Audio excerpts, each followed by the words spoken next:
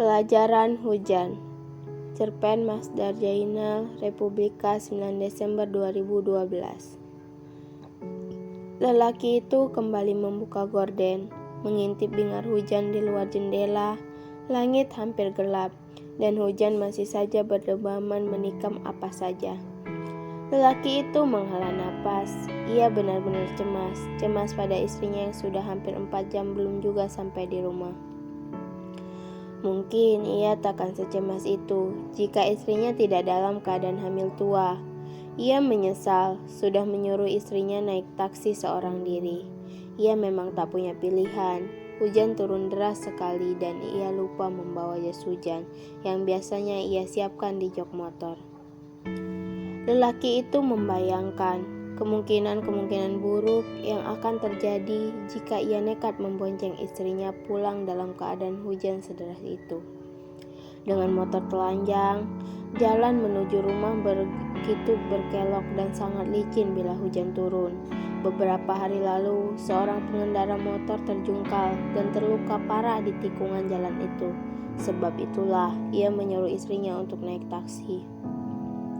Sedangkan ia sendiri memilih nekat untuk menembus guyuran hujan yang begitu parah. "Tolong kau bawakan tasku, handphoneku ada di dalam," tuturnya sebelum melesat pergi meninggalkan istrinya yang seorang diri di teras swalayan tempat ia berbelanja kebutuhan persiapan lahiran. "Iya, hati-hati mas, jalannya licin loh," sambut istrinya singkat. Dan lelaki itu segera meluncur tanpa menoleh ke belakang lagi. Hujan turun deras sekali. Lelaki itu sampai di rumah dalam keadaan kuyup sekuyup-kuyupnya. Selepas berganti pakaian dan mandi, ia duduk di teras rumah dengan sebuah payung yang ia siapkan untuk menyongsong istrinya supaya tidak kehujanan ketika turun dari taksi. Menunggu taksi bukanlah pekerjaan yang memakan waktu. Lagi pula, tempat itu tidak terlalu jauh dari sini. Beberapa menit lagi, pasti istriku datang, pikirnya. Ia mulai panik ketika 1 jam istrinya belum juga datang.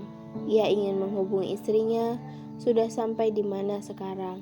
Namun ia baru ingat bahwa handphone miliknya ada di dalam tas yang sekarang dibawa istrinya. Lelaki itu memilih untuk masuk ke dalam rumah. Pasti sebentar lagi taksi datang. Tak masalah ia berada di dalam rumah.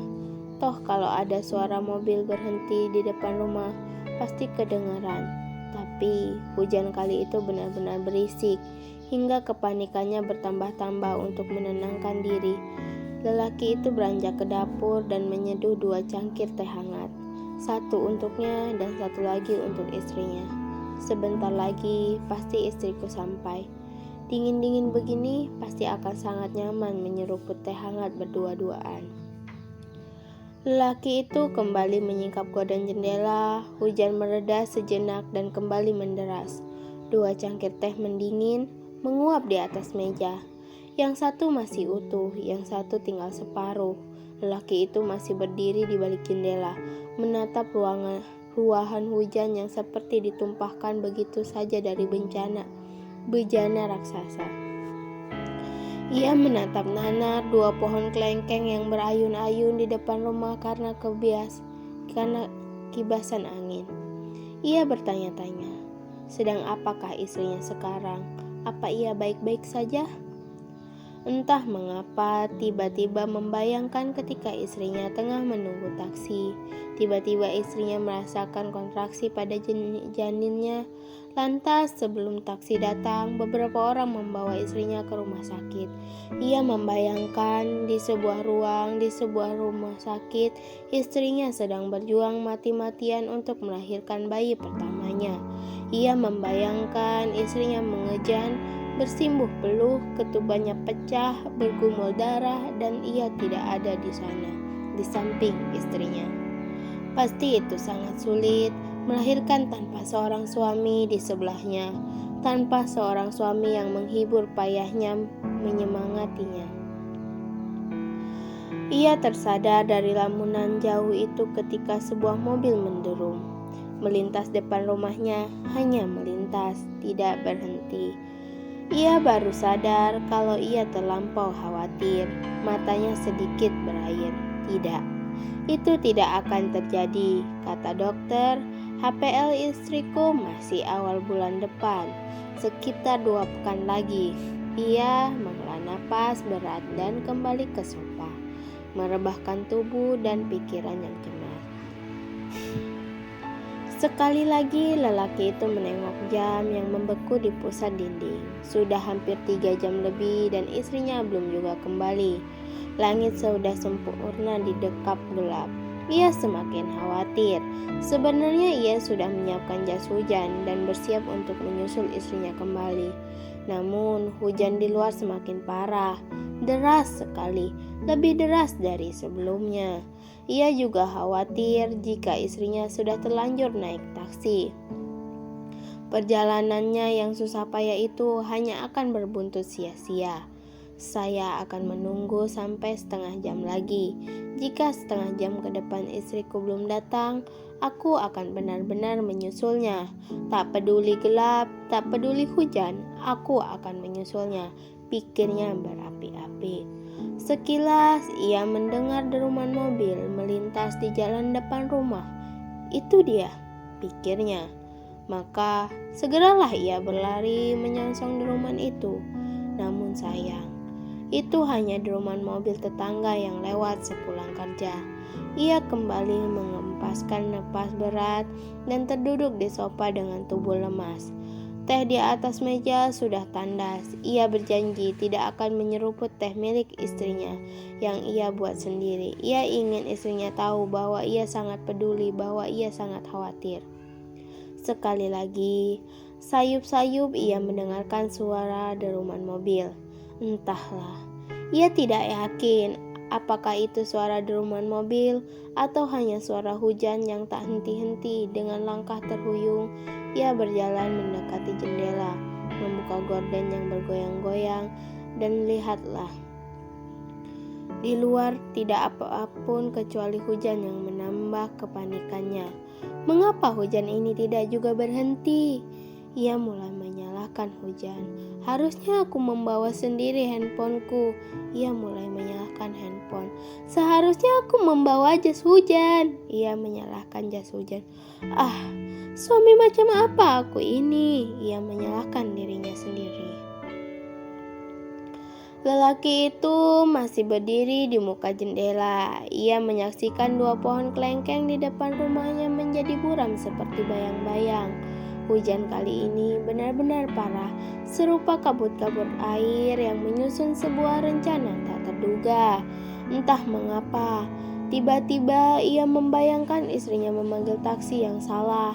Ia membayangkan istrinya duduk kedinginan di jok belakang, sementara sopir taksi itu sesekali meliriknya dari kaca spion. Ia membayangkan sopir taksi itu tidak membawa istrinya pulang, tapi membawa istrinya ke tempat sepi dan kemudian meminta uang dan perhiasan yang ada. Lantas istrinya diturunkan di sebuah tempat yang sepi pula. Istrinya menangis tak karuan karena takut. Terlebih-lebih ia membobot janin yang beratnya hampir 3 kg di perut. Pasti itu akan sangat sulit sekali. Suami macam apa aku ini? Ia terbuyar dari lamunan yang tidak-tidak itu. Ketika kilat di luar jendela menyabar tiba-tiba, hatinya sesak. Ia ingin menangis. Ia benar-benar menyesal tidak membawa handphonenya sendiri. Jika ia membawa handphonenya itu, ia takkan secemas ini. Ia bisa menghubungi istrinya kapan saja ia mau. Ia mengusap wajah tergesa-gesa dan kembali menyeruput teh yang tandas di atas meja. Ia ingin menghilangkan pikiran-pikiran buruk itu tentang istrinya. Semua itu hanya ada di sinetron. Ia juga menyesal sudah terlalu banyak menonton sinetron.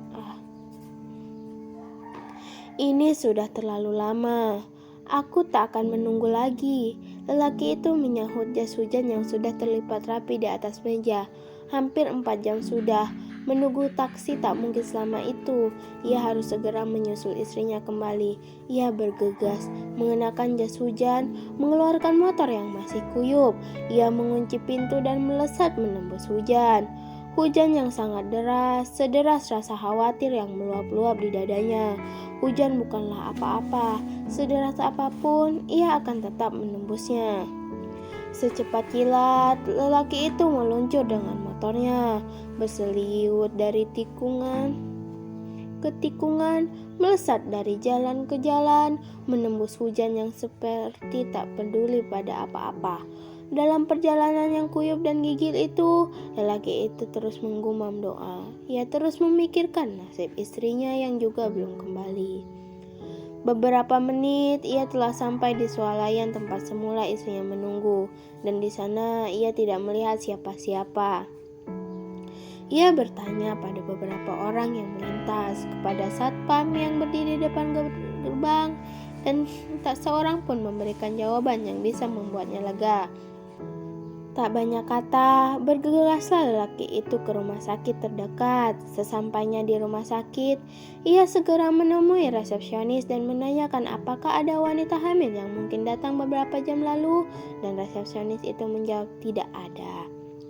Lelaki itu lemas, ia meraih motornya dan segera kembali ke rumah. Hujan yang deras menderas sudah liris menjadi gerimis-gerimis tipis.